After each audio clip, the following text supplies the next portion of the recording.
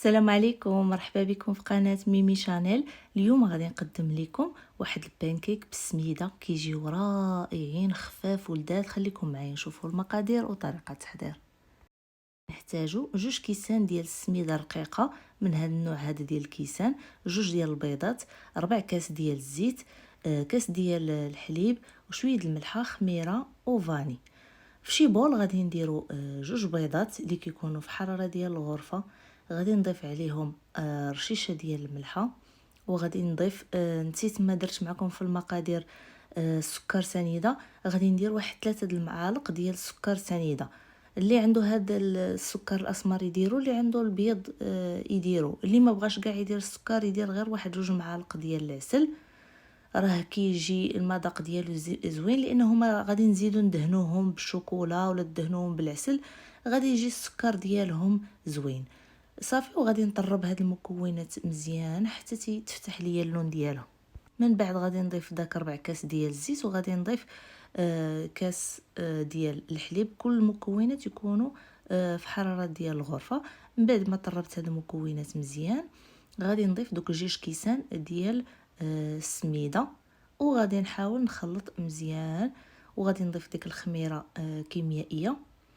اللي ما بغاش يدير السكر الفاني ممكن يدير داك السكر منكه بزهره البرتقال، حتى هو كتجي زوينه، كيجي فيها واحد المذاق كتجي بحال البسبوسه، بحال المذاق ديال البسبوسه، فيها الزهر، كتجي غزاله. انا مره كندير فيها الفاني، مره كندير فيها هذيك ديال الزهر، كتجي غزاله. صافي، غادي نضيف هاد الخميره وغنخلط كلشي، وغادي نبدا نطيب. من بعد غادي ناخذ المقله اللي دهنتها بواحد شويه ديال الزبده، وغادي نبدا نفرغ فيها هاد الخليط اللي درنا هاد الملعقه ديال لي كلاص باش كيجيوني متساويين. صافي، وغادي نديرهم فوق من البوطه اللي كتكون متوسطه، ما تشعلوش عليها الحراره تكون مرتفعه، لان دغيا كيتحرقوا دغيا دغيا. حاولوا البوطه تكون ناقصه وطيبوهم غير بشويه عليهم. صافي، حيتهم كيجيو خفاف بالسميده، كيجيو خفافين. صافي، ملي كتحسوا بالسطح ديالهم هكا نشف، صافي وقلبوهم للجهه الاخرى. صافي، وكنكمل بهذه الطريقه حتى تنكمل هاد الكميه اللي عندي كامله.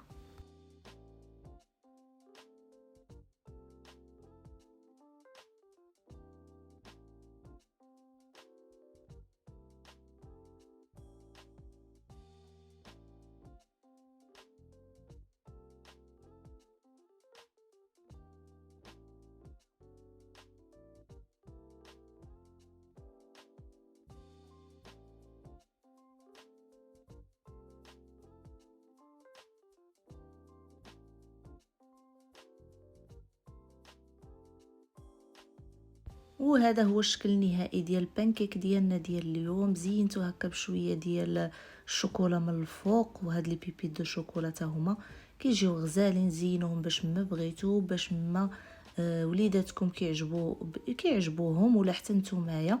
نتمنى لهاد الوصفات تنال الاعجاب ديالكم وتجربوها. وفي فيديو اخر ان شاء الله، مع السلامه.